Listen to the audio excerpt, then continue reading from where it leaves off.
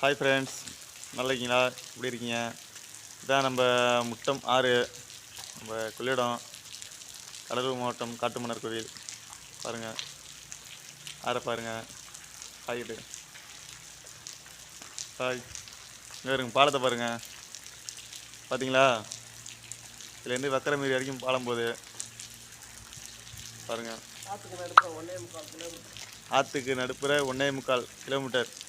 பாருங்கள், பார்த்தீங்களா? மாங்காய் மரம்லாம் பார்த்தீங்களா? நீங்கள் எப்போ வேணால் வரலாம், மாங்காய் பிக்கலாம். எல்லாம் நம்ம மரம் தான். வாங்க, பாய்.